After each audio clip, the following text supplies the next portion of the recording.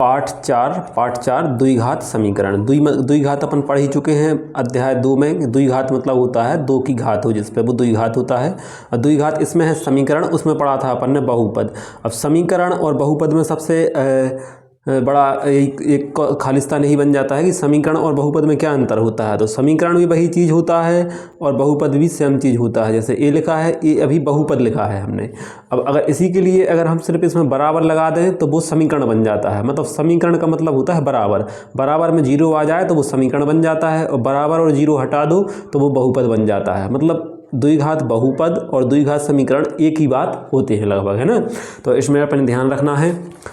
इसके बाद द्विघात समीकरण का जो मानक रूप है, जैसे इसमें लिखा है द्विघात समीकरण का मानक रूप, तो मानक रूप जरूर याद कर लेना। ये x² + bx + c = 0। ये हमने आपके लिए बता दिया है कि द्विघात समीकरण का मानक रूप, द्विघात बहुपद का मानक रूप और रैखिक समीकरण का दो चरों वाले रैखिक समीकरण का मानक रूप। ये एक नंबर में आते ही है। इन तीन में से एक ना एक 100% आएगा ही आएगा।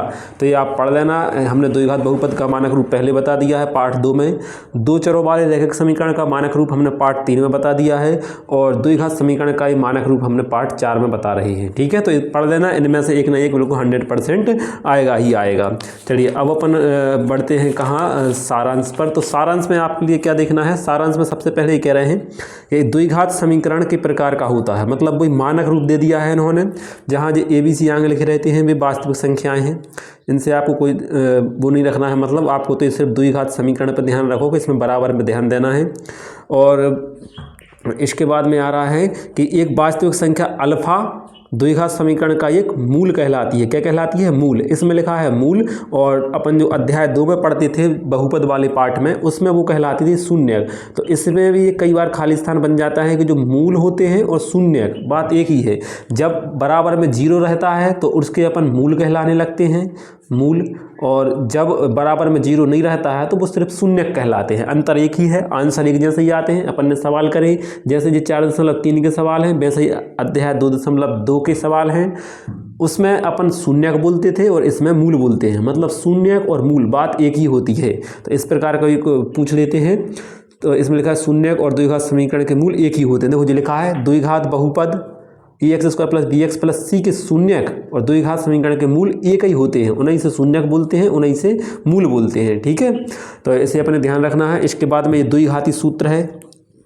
ये द्विघाती सूत्र में क्या लिखा है? द्विघाती सूत्र में ये लिखा है यहाँ पर, इसके बाद जो मूल लिखा है इसके आगे अपन x और बराबर लगा लेना है। x बराबर और फिर -b ± √b² - 4ac और बटे में आता है 2a।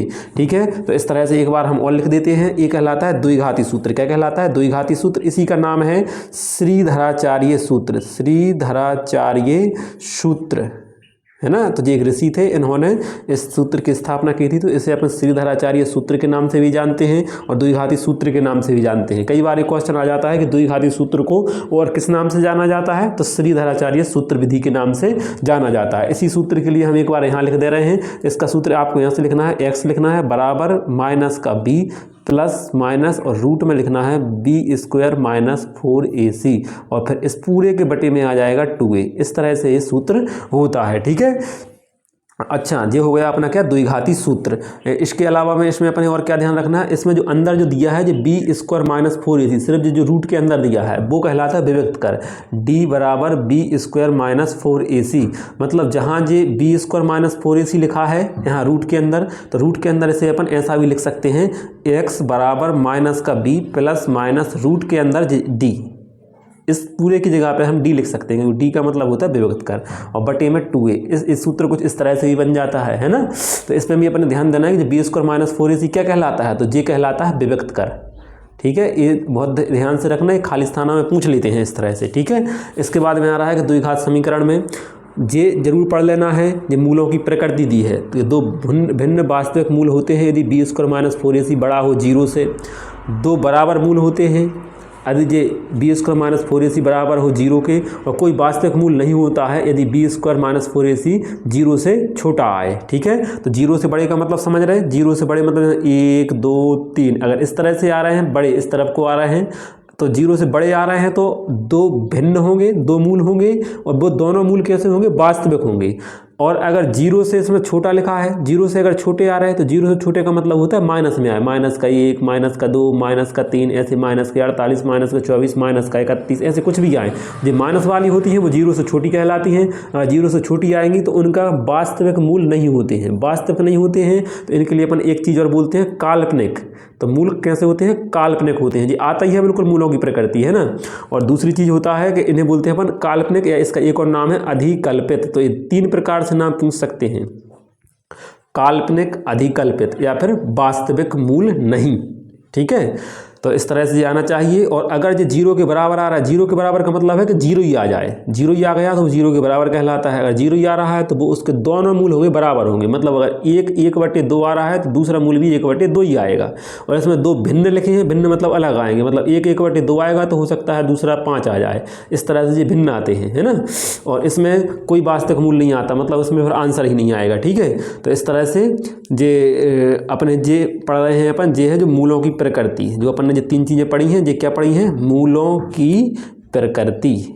ठीक है, तो ये अपन है आना चाहिए। मूलों की प्रकृति है, ये मोस्ट IMP है, जो अपन ने सारांश में पढ़ ली है। इसे हमने यहाँ प्रश्नावली में ही बताया है जी, यहाँ डार्क करके जो हमने कई बार बताया है, इसे क्या कहते हैं अपन?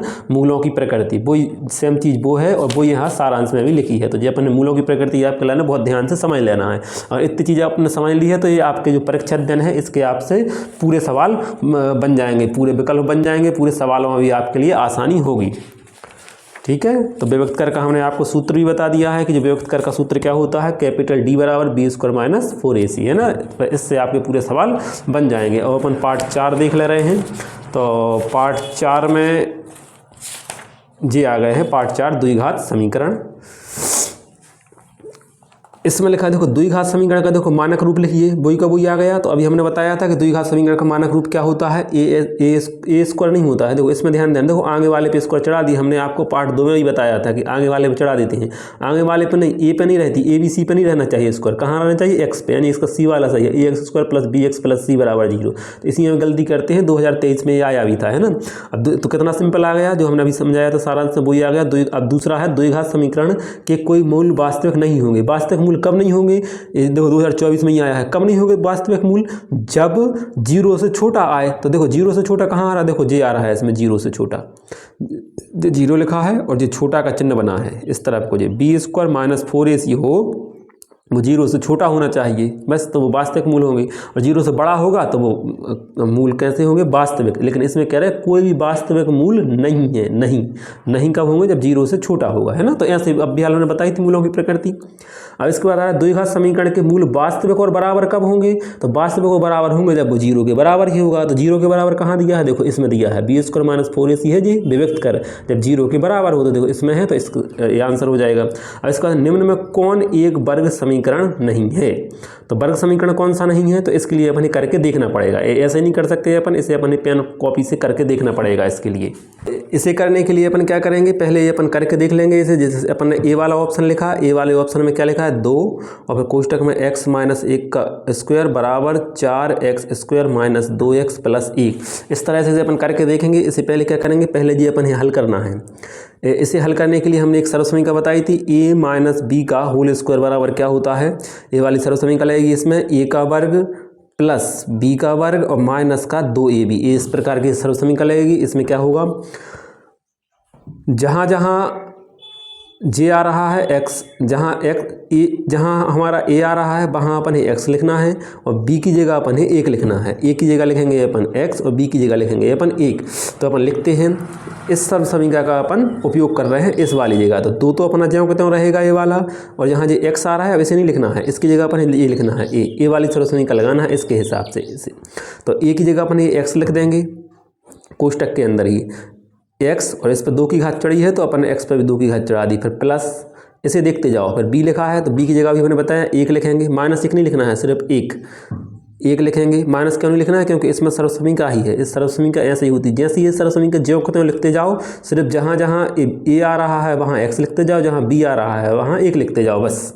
तो 1 लिखा, इसका वर्ग, और फिर ये देखो माइनस का चिन्ह आ गया तो माइनस, फिर ये 2 है तो 2 लिखो, फिर a है तो a की जगह इनके बीच में देखो गुणा का चिन्ह मानते हैं, पता ही है बेसिक चीज़ें तुम्हें। गुणा a की जगह हमने अभी बताया कि x लिखना है, फिर गुणा, और b की जगह अपन 1 लिखना है तो 1, और इससे फिर ये कोष्टक बंद कर दो। अब देखो जे कहाँ लगा दी हमने सर्वसमीका, इसकी जगह। इसके बाद अपन आ गए हैं इसमें, अपन ने सर्वसमीका लगा दी ए, इसके बाद अपन आ गए हैं बराबर पर, तो बराबर लगाया, फिर ये लिखा है तो इसे ज्यों के त्यों उतार दो, 4x² माइनस का 2x प्लस का 1। अब इसमें अपन क्या करना है, ये कोष्टक के अंदर इनमें गुणा हो रहा है तो इनमें गुणा कर लो, पहले 2 और ये अंदर x² का x² प्लस 1 का वर्ग किया तो वर्ग, और 1 का वर्ग करेंगे तो 1 आ जाएगा, माइनस का चिन्ह, इन तीनों का गुणा करेंगे तो 2 एकम 2 और x 2x हो जाएगा, और बराबर 4x² माइनस का 2x प्लस का 1। अब इस 2 का इस कोष्टक के अंदर गुणा कर देंगे तो हो जाएगा 2x² प्लस 1 माइनस का 2 का x में गुणा करेंगे तो 2x² हो जाएगा, फिर 2 का 1 में गुणा करेंगे तो 2 एकम 2 हो जाएगा, और फिर माइनस का चिन्ह लगाया, 2 का फिर अंदर 2 में गुणा करेंगे 2 दूनी 4 हो जाएगा, 4x बराबर 4x² माइनस का 2x प्लस का 1। अब अपन ने क्या करना है, इसमें देखो इस तरफ कुछ नहीं हो रहा है जुड़ना घटाना, ना इस तरफ जुड़ना घटाना हो रहा है, तो अपन क्या करेंगे, इन सब के लिए इस तरफ ले आएंगे, तो ले आओ। तो यहाँ जो 2x² तो ज्यों के त्यों रहने दो, प्लस के 2 माइनस के 4x। अब इस तरफ आएंगे 4x² तो माइनस के हो जाएंगे 4x², और जे इस तरफ आएंगे तो ये प्लस के हो जाएंगे 2x, जे इस तरफ आएंगे तो माइनस का 1 हो जाएगा, बराबर में 0। अब इसमें क्या करना है, जो x² वाले हैं उनके लिए साथ में जोड़ना घटाना करेंगे, तो ये असमान चिन्ह हो रहा है दोनों का, तो ये घट जाएंगे, तो माइनस के 2x² बचेंगे, और जो x वाले जो इनके बीच में असमान चिन्ह हो रहा है तो ये भी घट जाएंगे, तो ये माइनस के 2x जे बचेंगे, ये 2 और 1 ये क्या हो जाएंगे, प्लस के 1 हो जाएगा, 2 में से 1 जाएगा तो 1 बचेगा, बड़ी संख्या का चिन्ह आएगा, बराबर में 0। तो इसमें तो ये क्या हो रहा है, ये 2 की घात आ रही है इसमें, तो यानी कि ये तो है, ये क्या द्विघात समीकरण है, ये द्विघात समीकरण है।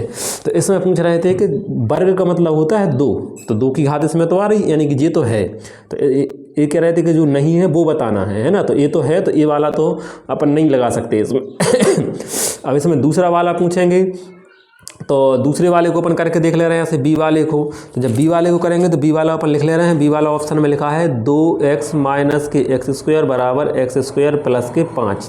तो इसे अपन करेंगे तो क्या करेंगे, वो इसमें ना तो जुड़ना घटाना यहाँ हो रहा है, ना जुड़ना घटाना यहाँ हो रहा है, और ना ही सर्वसमीका इसमें लग रही है। ये अपने छोटी छोटी बातें पता होना चाहिए, यही है जो को का भाग योग का नियम जो जिसको आता है उसको ये चीज़ें समझ में आ रही होंगी, या जिन्होंने थोड़ा बहुत पढ़ा है तो उनको समझ में आ रही होगी। तो इसमें अपन क्या करना है, ना तो इसमें सर्वसमीका लग रही है, सर्वसमीका कब लगती है, जब एक कोष्टक में इस तरह के सवाल आते हैं तब लगती है सर्वसमीका। जिन्होंने थोड़े बहुत ही सवाल पढ़े हैं पार्ट 4-5 तक उन्हें समझ में आ रहे होंगे। अब इसमें अपन क्या करना है, इनका पक्षांतर कर लेंगे इस तरफ, तो 2x माइनस x², इसे तो ज्यों के त्यों लिखा रहने दिया, इस वाले को इस तरफ ला रहा है तो माइनस का x², ये आएंगे 5 इस तरफ, और यहाँ बराबर में बचेगा 0। अब यहाँ पर जी देखो x² वाले जी जुड़ जाएंगे क्योंकि समान चिन्ह हो रहे हैं दोनों के, तो यहाँ हो जाएंगे जी 2x², और चिन्ह आएगा माइनस का क्योंकि बड़ी संख्या के चिन्ह लगाते हैं जोड़ने घटाने पर, और फिर जी प्लस के 2x ज्यों के त्यों लिख देंगे, और माइनस के 5 ज्यों के त्यों बराबर 0। तो इसमें भी 2 की घात आ रही, यानी कि ये भी द्विघात समीकरण है। द्विघाती मतलब द्विघात समीकरण से ही बोलते हैं वर्ग समीकरण, वर्ग मतलब 2 की घात, ये भी द्विघात समीकरण है, बी वाला भी। अब ऐसे ही अपन सी वाला करके देखना पड़ेगा, और ऐसे ही अपन डी वाला करके देखना पड़ेगा। तो जैसे सी वाले में थोड़ा सा अभी कठिन हो रहा है तो अपन ऐसे देख लो, डी वाले को पहले करके देख ले रहे हैं अपन। तो डी वाले को अपन जब करेंगे तो डी वाले में देखो x² प्लस जो समीकरण दिया है उसे अपन लिख ले रहे हैं। डी वाले में लिखा है समीकरण, पहले x² अंदर है प्लस 2x, और फिर कोष्टक 2 की घात बराबर, फिर x की घात 4 प्लस 3 प्लस 4x की घात 3। हालांकि इतने कठिन सवाल आपके लिए आएंगे नहीं, वहाँ पर सिंपल वाले पूछेंगे बिल्कुल। देखो अभी तक ये आया भी नहीं है, चौथा वाला देखो कोई सी विषय में नहीं आया। देखो कितने सिंपल आते हैं आपके पेपरों में। जैसे देखो इसका सिर्फ मानक रूप पूछ लिया 2023 में, ये विभक्त कर वाला पूछ लिया, मूलों की प्रकृति 2024 में, और मूल वास्तविक और बराबर होंगे ये पूछ लिया 2025 में। कितने सिंपल वाले, इसमें देखो अपने कितनी माथापच्ची करनी पड़ रही। तो हालांकि ऐसे आते नहीं है, लेकिन अब हमने बता दिया है तो इसे भी आप समझ ही लो पूरा। तो इसमें भी जैसा इसमें अपने सर्वसमीका लगाई थी, ऐसा इसमें सर्वसमीका लगाना पड़ेगी। a प्लस बी का होल स्क्वायर बराबर a का वर्ग प्लस b का वर्ग और प्लस 2ab, इस तरह से सर्वसमीका लग जाएगी। तो इनके हिसाब से अपन इस कोष्टक को लिखेंगे। a की जगह अपन लिखेंगे यहाँ x² और b बी की जगह लिखेंगे अपन 2x, तो ए की जगह लिख दिया अपन ने जी x² जी यहाँ लिखा है, और इसका भी वर्ग करना है तो इसका वर्ग कर दो, और फिर यहाँ पर प्लस के चिन्ह पे आ गए तो प्लस बी की जगह भी हमने बताया 2x लिखेंगे, फिर प्लस फिर 2, और ए की जगह पे अपन ने वो अभी बताया x² लिखेंगे, फिर गुणा बी की जगह अपन ने 2x लिखना है। ये कोष्टक की जगह हो गई ये, अब बराबर पे आ जाएं कोष्टक के बाद। अब x की घात 4 + 3 + 4 x की घात 3। अब इसे तो देखो अपन वैसे डायरेक्ट भी समझ सकते थे कि इस पे x की घात कितनी आ रही हैगी, 4 x की घात आ रही है 3, तो इसे अपन नहीं, इसके लिए अपन करके देखना पड़ेगा, नहीं तो हो सकता है कि ये कट पिट जाए। तो इसमें x की घात 2, उस पर घात 2, तो इस पर जो क्या है घातों के ऊपर घात है, इनका आपस में जो गुणा हो जाता है, तो x की घात हो जाएगी 4 और प्लस जी 2x रहेंगे ज्यों के त्यों, और फिर आ जाएगा प्लस, और जी देखो इनका गुणा होगा 2 दूनी 4, और x का x में गुणा होगा तो जो घातें जुड़ जाती हैं, इस पे 2 की घात है, इस पे 1 की घात है, 2 और 1 3, 4x की घात 3 बराबर, और फिर x की घात 4 + 3 + 4x की घात 3। इसमें हमने आपको बताया था कि जो बराबर में जो एक सी चीज़ें रहती हैं वे कट जाती हैं, जैसे इस तरफ भी आ रहा है 4x की घात 3 और यहाँ भी आ रहा है 4x की घात 3, तो ये आपस में ये कट जाएंगी। ऐसे x की घात 4 देखो यहाँ भी आ रहा है और x की घात 4 यहाँ भी आ रहा है, एक सी चीज़ें हैं, ऐसा नहीं है कि इसके आगे प्लस लगा है इसके आगे माइनस है, नहीं, बिल्कुल एक सी है, इसके आगे भी प्लस है इसके आगे, बिल्कुल एक जैसी रहें बराबर में तो ये कट जाती हैं। अब बचा क्या, यहाँ बचा अपना 2x और बराबर में बचा सिर्फ अपना 3। अब इनको इस तरफ कर लेंगे अपन, तो 2x और इस तरफ आकर -3 बराबर 0। तो देखो इस पर 2 की घात नहीं आ रही है, यानी कि ये द्विघात समीकरण नहीं है, ये द्विघात समीकरण नहीं है, द्विघात नहीं है मतलब वर्ग समीकरण नहीं है, तो ये अपना जो क्या है कौन सा वाला, डी वाला ही सही हो रहा है ना। तो इस तरह से अपन ये कर लेंगे, इस तरह से आपको करके देखना है, अगर 1 नंबर में आए तो ऐसे ही आपके लिए 2 नंबर में भी आता ही है वो, तो आपको ये भी करना आना चाहिए। जी हमने आपको 4.1 के सवाल बताए हैं या आपने करे होंगे, तो ये 4.1 के ये भी मोस्ट IMP है बिल्कुल, तो ये वाले सवाल आपको ये आना चाहिए क्योंकि ये 2 नंबर में आते हैं। अगर आपकी इस पे अगर आपने कभी ये सवाल नहीं करे हैं तो बिल्कुल नहीं करना, अगर आपने थोड़े बहुत करे हो तो उनके लिए करके देख लेना। 5वें वाले को निम्न में से किस वर्ग समीकरण का मूल्य 2 है, जिसका ये मूल्य 2 होगा तो वो उस समीकरण के लिए संतुलित करेगा। कैसे, जैसे 2 है तो अपने x बराबर अपने 2 रख के देख लेना है। जैसे इसमें जो समीकरण दिया है x² - 4x + 5 बराबर 0, जैसे ए वाले ऑप्शन को देखो तो x² - 4x + 5 बराबर 0, तो इसमें अपन ही x बराबर कितना रखना है 2 रखने पर जहाँ जहाँ x आ रहा है तो हमने इसकी जगह x की जगह 2 लिखा, इस पर 2 की घात है 2 की घात चढ़ा दो, -4 गुणा x की जगह 2 + 5 बराबर 0। और 2 का वर्ग करेंगे तो 4 और माइनस का चिन्ह 4 दूनी हो जाएंगे 8 + 5 बराबर 0। और ये 5 और 4 जुड़ जाएंगे सो हो जाएंगे 9 और माइनस के 8 बराबर 0। 9 में से 8 गया तो 1 बराबर 0, तो ये दोनों बराबर नहीं है 1 और 0, यानी कि ये तो बराबर नहीं आ रहा है, यानी कि जो ऑप्शन ए वाला गलत है। अब ऐसे ही अपन ऑप्शन बी वाला देखेंगे, बी वाले ऑप्शन में क्या दिया है, तो बी वाले ऑप्शन में लिखा है बी वाले ऑप्शन में यहाँ लिखा है x की घात 2 + के 3x - के 12 बराबर 0। अब यहाँ फिर अपन वही x बराबर 2 रखना है, क्यों रखना है, क्योंकि इसमें कह रहे हैं कि का मूल्य 2 होना चाहिए, तो x बराबर अपन 2 फिर रखेंगे, जहाँ जहाँ x आ रहा है वहाँ 2 रखेंगे, तो x की जगह अपन ने 2 रखा, इसकी घात 2 + 3 गुणा 2x की जगह फिर वही 2 रखेंगे - के 12 बराबर 0।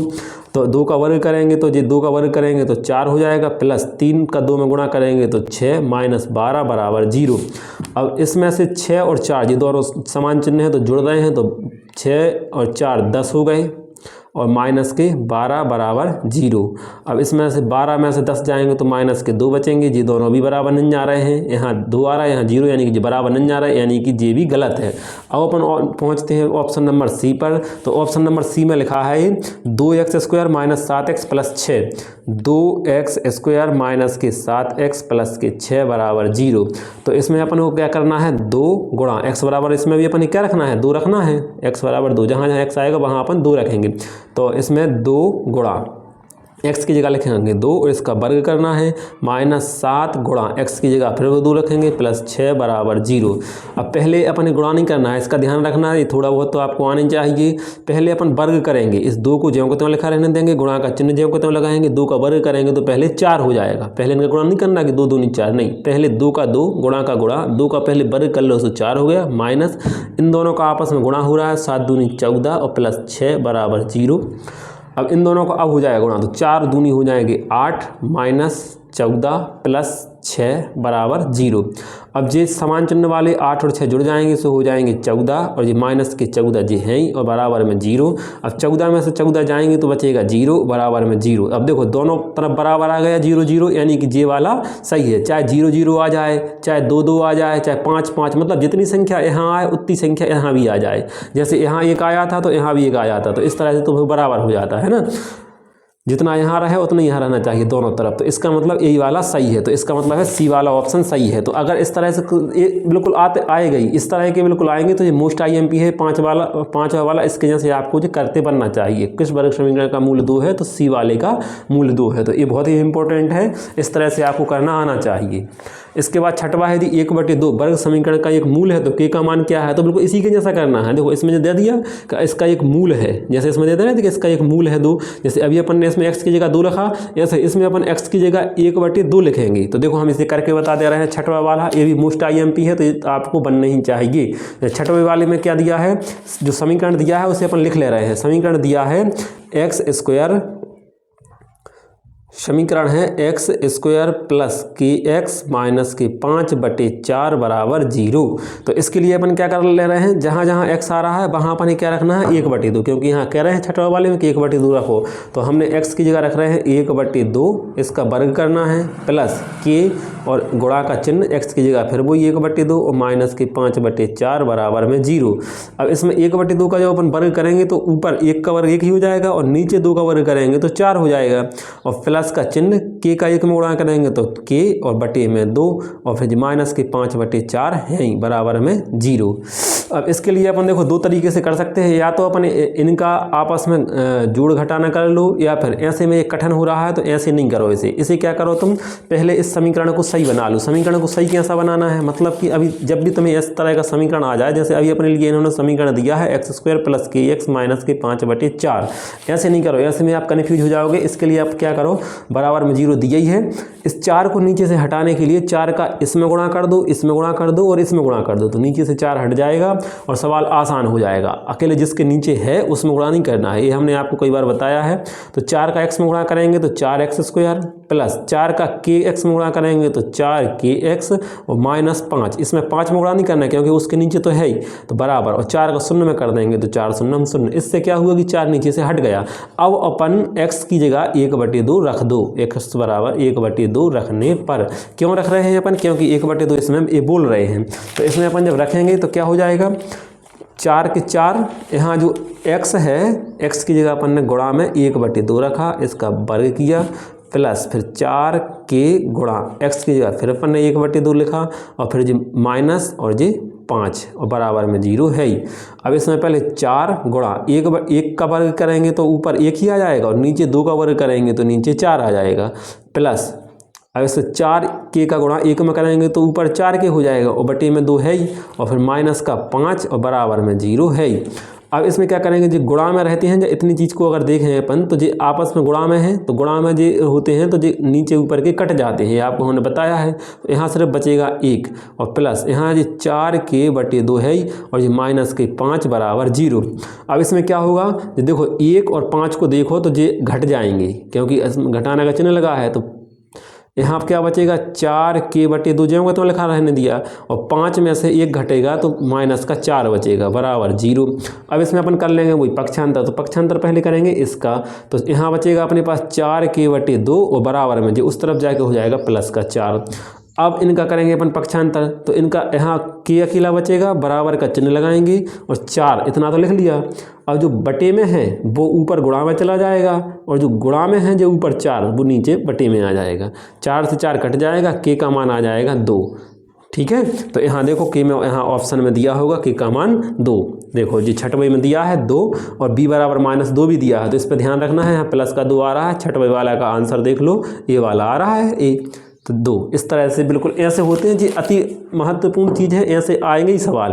5वां और 6वां इनमें सबसे मोस्ट IMP चीज़ है ना, ये तो आप पढ़ लोगे आराम से तो एक बार में बन जाएगी, लेकिन इन्हें आपको ये 5वां और 6वां जी करके ही देखने पड़ेंगे। ठीक है, इसके बाद आ जाते हैं निम्न में किस वर्ग समीकरण के मूलों का योग 3 है। मूलों का योग 3 है। तो मूलों का योग कैसे अपन करेंगे, तो मूल और शून्य का हमने बताया था कि बात एक ही होती है, तो उनके लिए अपन मूल पता होना चाहिए, है ना। तो अपन ने मूल क्या होते हैं, जो अपन ने इसका जो सूत्र पढ़ा है वो इसमें देखो मूलों का योग दे दिया, चाहे मूलों का योग कहें चाहे शून्यकों का योग कहें, अपन ने पता है कि मूल बराबर है शून्य, उन्हीं से मूल बोलते हैं या उन्हीं से शून्य को बोलते हैं।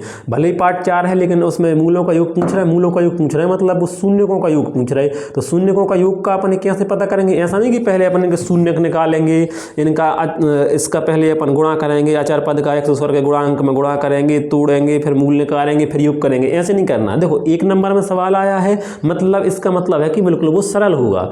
और कैसे होगा सरल, कि इसमें सिर्फ मूलों का योग पूछा है, मूल मतलब शून्य, यानी कि शून्यकों का योग पूछा है। तो शून्यकों का योग कैसे जानते हैं, अपन जानते हैं शून्यकों का योग होता है अल्फा प्लस बीटा बराबर माइनस बी बटे ए। तो अपन बी का मान पता हो और ए का मान पता हो, तो इस समीकरण में अपन जानते ही हैं कि बी क्या है और ए क्या है। जैसे कि इसमें 7वां का ए वाले ऑप्शन में दिया है 2x² माइनस 3x प्लस 6 बराबर 0। तो इसमें अपन पता है ए बराबर है जो आगे x² का गुणांक 2 और बी बराबर जो बीच का है -3 और सी बराबर है 6। सी बराबर है 6। तो इसमें वो पूछ रहे हैं मूलों का योग पूछ रहे हैं। मूलों का योग मतलब कि अल्फा प्लस बीटा बराबर माइनस बी बटे ए, यानी कि क्या आ जाएगा, माइनस का तो माइनस रहने देंगे, बी कितना है -3, तो अपन ने -3 कर दिए।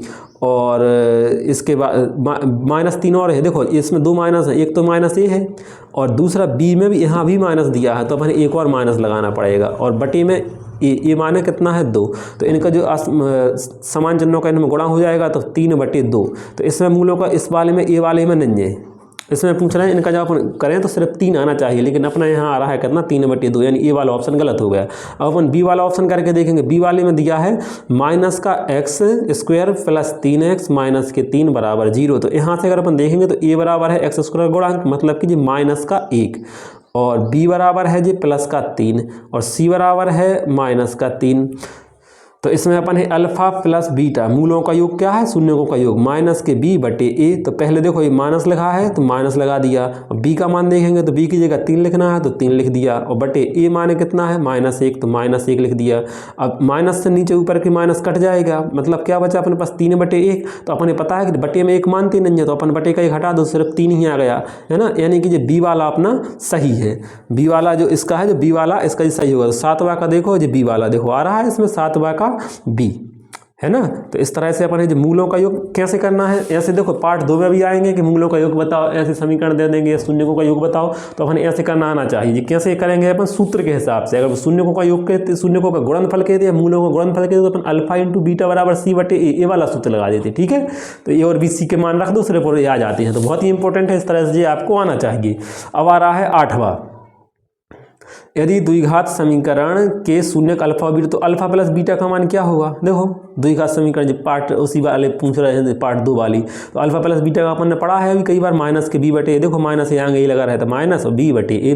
द्विघात समीकरण के विभक्त कर का मान क्या हो, विभक्त कर अभी हमने बताया था कि विभक्त कर कैसे निकालेंगे, विभक्त कर का भी हाल हमने तुम्हें सूत्र बताया था। तो विभक्त कर का सूत्र क्या बताया था हमने तुम्हें, d बराबर b² - 4ac। बस इनके मान रख दो, ए का, बी का और सी का। कैसे रखेंगे, जैसे इसमें जी 9वां वाले में देखो अगर तुम, तो 9वां वाले में समीकरण दिया है तुम्हें x² माइनस के 4x प्लस के 4 बराबर में 0। तो यहाँ से अपन लिख लेंगे कि यहाँ अपन ने क्या दिया है, a बराबर 1 है, x² के बगल वाला ही कहलाता है 1, कुछ नहीं दिया मतलब 1 मानते हैं अपन। और b बराबर क्या कहलाता है, ये बीच का x के बगल वाला, तो वो दिया है -4 और c बराबर दिया है अपन ने 4। इस तरह से, इसी तरह से ये सवाल करते हैं 2 नंबर में आ जाएगा, तो बिल्कुल आएगा ही और बिल्कुल 100%। तो इस तरह से कर लो तो आपसे बन जाएगा। अब जो a b c के मानों को इस सूत्र में रख देना है, तो अपन लिखते हैं विभक्त कर के सूत्र से। इस तरह से करोगे तो तुम्हें 2 नंबर का ही बन जाएगा। विभक्त कर d बराबर b² माइनस के 4ac, तो d बराबर b की जगह अपने पता है जी -4 रखना है, इसका वर्ग करना है, इसमें वर्ग है तो माइनस का चिन्ह लगाया, 4 के 4 लिखे, यहाँ गुणा का चिन्ह मानते हैं, तो गुणा ए की जगह यहाँ 1 है, गुणा सी की जगह यहाँ 4 है।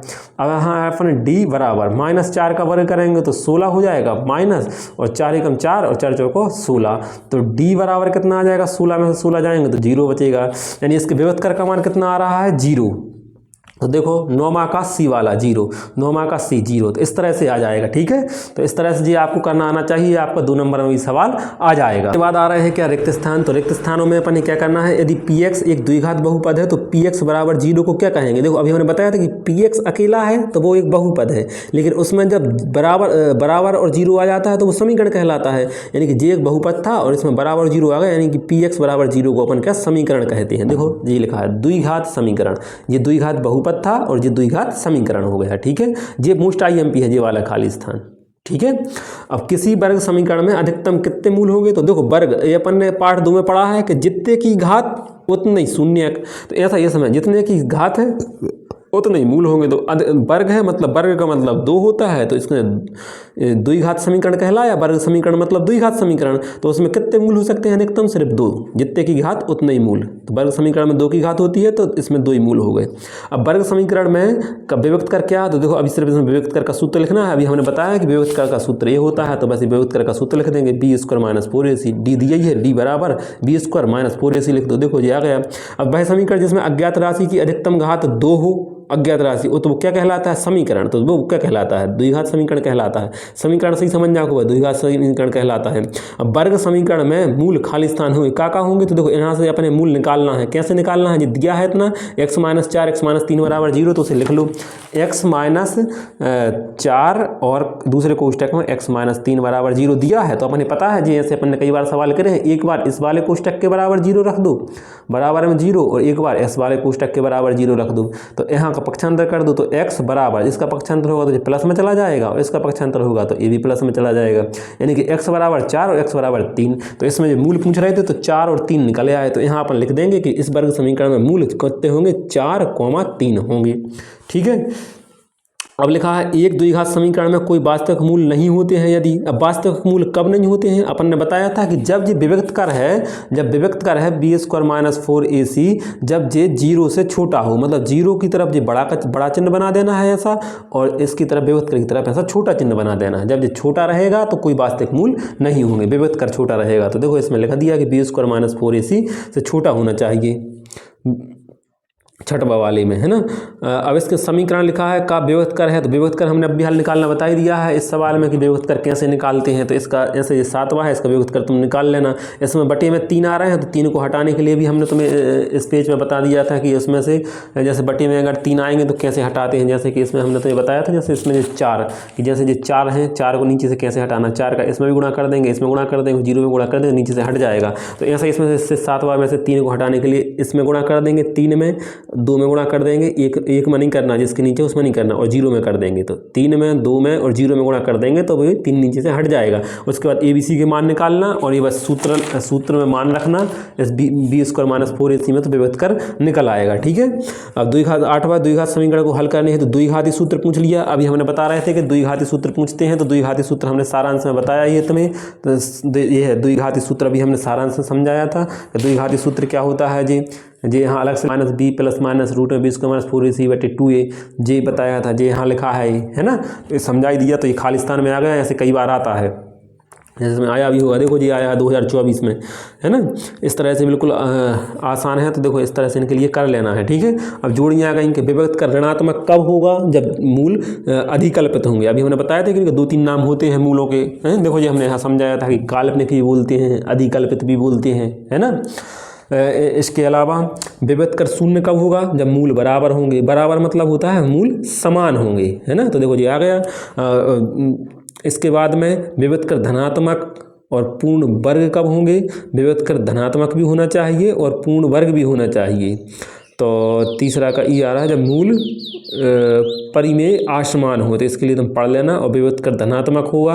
विभक्त कर धनात्मक कब होगा, जब मूल वास्तविक होंगे, है ना। इसके लिए पढ़ लेना धनात्मक। और जो पूर्ण वर्ग वाली बात आ रही है ना, जो तीसरे वाले में, इसमें जे इसका पढ़ लेना तुमको। मूल जब परिमेय और असमान होए, परिमेय होए और असमान होए तो वे पूर्ण वर्ग होते हैं। और विभक्त कर धनात्मक कब होता है, ये अपन ने पढ़ाई है। धनात्मक अभी हमने तुम्हें समझाया था कि जे 0 से अगर बड़े आ रहे हैं 1, 2, 3, तो ये कब होते हैं, जब विभक्त कर 0 से बड़ा आ रहा हो, है ना। तो उसमें मूल वास्तविक होते हैं। और विभक्त कर धनात्मक अपूर्ण वर्ग हुए, तो अपूर्ण वर्ग कब आ रहा है, 5वां का b बार, जब मूल अपरिमेय हुए। अपरिमेय जानते हैं, रूट 2 है, रूट 3 है, रूट 5 है, ऐसे जब जी आए जी अपरिमेय आए तो फिर वे कैसे होते हैं, अपूर्ण वर्ग होते हैं। पूर्ण वर्ग होंगे तो परिमेय होंगे। परिमेय मतलब 1/2 है, 5/7 है, ऐसे वाले आए। ठीक है, तो इसके लिए आपको पढ़ लेना है। ठीक है, परिमेय और असमान हो रहे हैं तो पूर्ण वर्ग हैं, और सिर्फ अपरिमेय हो रहे हैं तो फिर उसके लिए वो अपूर्ण वर्ग होंगे। ठीक है, अब 7 में आ गए हैं कि वर्ग समीकरण के अनेक हल हो सकते हैं, तो बिल्कुल नहीं हो सकते हैं। वर्ग समीकरण के कितने हल होंगे? वर्ग मतलब 2 की घात, वर्ग को मतलब होता है 2 की घात, तो 2 की घात है तो इसके कितने हल होंगे? सिर्फ 2 ही हल होंगे, 2 हल है ना, तो इसके अनेक हल नहीं हो सकते। तो ये बहुत मोस्ट IMP चीज़ है जी, इस बार तो बिल्कुल आ भी सकता है ये वाला, है ना। इसके बाद वर्ग समीकरण में चर की अधिकतम घात कुछ भी हो सकती है, तो नहीं हो सकती है चर की घात। चर मतलब XYZ की घात, है ना, तो उसकी वर्ग समीकरण है जितने, वर्ग का मतलब होता है 2, यानी कि वर्ग समीकरण में चर की अधिकतम घात कितनी होगी? तो 2 होना चाहिए। ये कह रहा है कुछ भी हो सकती है, तो कुछ भी कैसे? अगर 3 होती तो वो त्रिघात समीकरण बन जाता, 1 होती तो वो रैखिक समीकरण बन जाता, है ना। तो वर्ग है यानी कि वो 2 की घात बिल्कुल निश्चित होनी चाहिए, कुछ भी नहीं होना चाहिए, है ना। x -1 बराबर 0 में x का मान 0 एवं 1 है, ये तीसरा वाला और मोस्ट IMP, ये तीनों बिल्कुल मोस्ट IMP चीज़ें हैं जो अपन समझ रहे हैं। इसमें क्या है, x को मान पूछ रहे हैंगे 0 और 1 है, तो अपन इसमें निकाल लो, जैसे डायरेक्ट न करूँ करेगा 0 और 1, इसके लाने कैसे निकालना? जो समीकरण दो है वो के लाने पहले लिख लो करे, का दो है अपन है x और x -1 बराबर 0, तो अपन जाना था कि पहले एक ई के बराबर 0 रख दो और एक बार कोष्टक के बराबर 0 रख दो, x के बराबर में 0 रख दो और एक बार x -1 के बराबर में 0 रख दो, तो x बराबर 0 तो है ही, और ई को 1 को पक्षांतर कर दो, सो जो माइनस के उत्तर पर जाकर प्लस के हो जाए, यानी कि जे अपने मान आ गए, x को मान 1 0 आ गया और x को मान 1 आ गया। तो भाई ये कह रहे थे कि x को मान 0 है और 1 है, तो बिल्कुल सत्य है। ठीक है, अब इसके कह रहे हैं का मूल इसके जो बराबर है, तो ये मूल बराबर कैसे चेक करें? अपन मूल बराबर खिलाने अपन चेक करना पड़ा, तो विभक्त कर, तो पहले अपन को विभक्त कर निकाल है। अगर विभक्त कर, अगर जैसे ई में 0 आ गया तो d बराबर 0, अगर ई में भी अगर 0 आ जाए तो मूल बराबर हो जाए। अभी अपन ने समझ लेंगे शर्त में कि अगर जे 0 के बराबर आ जाए, देखो जी बराबर b² - 4ac बराबर अगर 0 आ जाए तो फिर भाई मूल बराबर हो जाए। तो अगर b² - 4ac को मान अपन रखेंगे, अगर 0 आ जाए तो अपन लिखेंगे मूल बराबर हैं, और अगर 0 नहीं आ रहा होगा कछु तो 1 2 3 या माइनस के प्लस के आ रहे हैं तो फिर भी मूल बराबर नहीं है। तो जब इनको अपन हल कर हैं तो वैसे यह है 0 यह है, ठीक है। और जो अपन ने करो ही तो है वो, जो अब देखो जो x² - 4x + 4 जई के लाना तो अपन ने हल करो है, और जो ई में दो है वो देखो x² - 4x + 4 वो के लाने अपन ने हल करो, तो देखो 0 आ गया, तो यानी कि सत्य है। तो देखो यहाँ जी सत्य लिखा है इन्होंने, ठीक है। इसलिए सत्य हो गया। अब आ रहे हैं एक शब्द वाक्य में उत्तर। तो वह समीकरण जिसमें अज्ञात राशि या चर की अधिकतम घात 2 हो क्या कहलाता है? तो क्या कहलाता है? समीकरण। वह समीकरण कह रहा है यानी कि वर्ग समीकरण, यहाँ पर द्विघात समीकरण, कछु एक कह लो, इन्हें लिख दो वर्ग समीकरण, तो वो भी लिख सकते या द्विघात समीकरण भी लिख सकते हैं, है ना, जिसमें अधिकतम घात 2 है तो द्विघात समीकरण, है ना। अब समीकरण में b² - 4ac को क्या कहते हैं? तो b² - 4ac को क्या कहते हैं? अपन विभक्त कर कहते हैं। देखो यहाँ बताया था, देखो सारांश में जी विभक्त कर कहते हैं, काय के लाने? b² - 4ac के लाने है, क्या कहते हैं? विभक्त कर, है ना। तो बस इसमें लिख दिया कि विभक्त कर कहते हैं किसी वर्ग समीकरण के चर के दोनों मान उस वर्ग समीकरण के क्या कहलाते हैं? तो वर्ग समीकरण क्या कहलाते हैं? मूल कहलाते हैं। अपन ने अभी ये पढ़ा है, इसमें देखो ये कह रहे थे कि मूल ज्ञात कीजिए, पर करते हैं कि मूल, ये मूल, तो वर्ग समीकरण के जो 2 हल निकलते हैं, वे 2 हल क्या कहलाते हैं? मूल कहलाते हैं। इसके बाद में यदि किसी वर्ग समीकरण का विभक्त कर 0 हो तो उसके मूल कैसे होंगे? तो अभी बताया था, अगर उसका विभक्त कर 0 हो जाए तो वे 2 मूल कैसे होंगे? बराबर होंगे। कैसे होंगे? दोनों मूल बराबर और वास्तविक होंगे। तो देखो यहाँ लिख दिया, बराबर मतलब समान एवं वास्तविक। अब इसके बाद में 5वां है, यदि किसी वर्ग समीकरण का विभक्त कर धनात्मक पूर्ण वर्ग संख्या हो, धनात्मक भी होए और पूर्ण वर्ग संख्या भी होए, तो उसके मूल कैसे होंगे? जी अभी अपन ने यहाँ पढ़ा था, उसके मूल होंगे परिमेय और असमान। देखो धनात्मक भी होए और पूर्ण वर्ग भी होए, सही जोड़ियों में पढ़ो अपन ने, उसके मूल कैसे होंगे? मूल परिमेय भी होंगे और असमान होंगे। तो देखो वो लिख दिया है परिमेय एवं असमान, ये मोस्ट IMP है ये वाला, 5वां वाला भी। अब इसका द्विघात समीकरण के विभक्त कर ज्ञात करने का सूत्र लिखिए। तो देखो विभक्त कर का सूत्र पूछ रहे हैं, विभक्त कर का सूत्र, तो विभक्त कर का सूत्र अभी हमने बता दो है वो जो d बराबर b² - 4ac, जो कई बार बता दो है वो। देखो अब भाई तो देखो इतना भी लिखो विभक्त कर, जो विभक्त कर ज्ञात करने का सूत्र है d बराबर b² - 4ac, ठीक है। तो ऐसे सूत्र पूछ लेते हैं। क्या ये एक द्विघात समीकरण है? तो इसे अपन हल करेंगे। कैसे हल करेंगे? जैसे अभी हमने तुम्हें हल करना बताया था, बिल्कुल वैसे ही, है ना। तो ऐसे बिल्कुल 1 नंबर बिल्कुल पूछ लेंगे, ऐसे सरल पूछते हैं, बिल्कुल सरल है तो आ जाएगा। इसे कैसे हल करेंगे हम एक बार और तुम्हें हल करके बता दे रहे हैं। अपन ने क्या दिया है? अपन ने दिया x + 1 का होल वर्ग, x + 1 का होल वर्ग बराबर 2 और x माइनस 3, 2 कोष्टक में x माइनस 3। तो जाए अपन हल कैसा करें, ई में सूत्र सर्व समीकरण लगेगी a प्लस बी का होल वर्ग, ऐसा लिखा है। तो इसके लिए अपन कैसा बना देना है, a का वर्ग प्लस b का वर्ग प्लस 2ab। अब अपन इसे कैसे हल करेंगे, तो जहाँ जहाँ जो a आ रहा है उतने अपन है x लिखना है, जहाँ b आ रहा है उतने अपन है 1 लिखना है। तो पहला a की जगह हमने बताया x लिखना है, तो अपन ने x लिख दो। इस पर 2 की घात चढ़ी है तो इस पर भी अपन ने 2 की घात चढ़ा दी, प्लस का चिन्ह बनाओ, प्लस b की जगह क्या बताओ, तो 1 लिखना है तो 1 लिख दो। 2 की घात है तो 2 की घात चढ़ा दी, प्लस को चिन्ह प्लस, फिर 2 आ गए तो 2 लिख दे। अब इनके बीच में अपन गुणा का चिन्ह माना था, तो गुणा a की जगह पे बताओ x लिखना है, गुणा b की जगह 1 लिखना है ना। और फिर जो बराबर में जो दई है सो बाई लिखाई लो, बराबर में ई को गुणा भी कर दो, 2 को अंदर है तो 2 को x में गुणा हो जाए सो 2x, और माइनस 2 को 3 में गुणा हो जाए सो 6। ठीक है, ये 2 हैंगे। अब इसमें अपन क्या करना है, इन्हें ज्यों के त्यों लिखो रहने दो, एक्स स्क्वायर आई प्लस को चिन्ह 1 को वर्ग करें सो 1 हो जाए, इन तीन जो गुणा हो रहा है सो गुणा कर दो, सो कितना आ जाएगा 2x, 2 एकम 2 और x में करना है सो 2x। अब बराबर को चिन्ह इतने 2x है और माइनस के 6। अब हमने बताई तुम्हें कि बराबर में एक सी चीज़ें कट जाए, तो देखो इतने भी 2x है, इतने भी 2x है, इतने भी प्लस को चिन्ह है, इतने भी प्लस को चिन्ह, बिल्कुल एक जैसी हैं तो ये कट जाएंगी। अब जो कुछ बच्चों वाई लिख लो, एक्स स्क्वायर प्लस 1 बराबर में माइनस के 6। अब ये 6 इधर पे ले आओ सो एक्स स्क्वायर प्लस को 1 और जो 6 इधर पे आकर प्लस के हो जाए 6 बराबर में 0। अब जो 6 और 1 जुड़ जाए सो एक्स स्क्वायर प्लस 6 और 1 7 बराबर 0। अब जो ई में पूछ रहे थे कि जो का वर्ग द्विघात समीकरण है, तो देखो बिल्कुल ई में देखो 2 की घात आ रही हैगी, यानी कि हाँ ये एक द्विघात समीकरण है। इतने सिंपल है। ठीक है, तो इन्होंने लिखो सिर्फ लिख दिया कि हाँ भाई इतना ही लिखना है अपन है। ठीक है, हाँ या नहीं में जवाब देना है।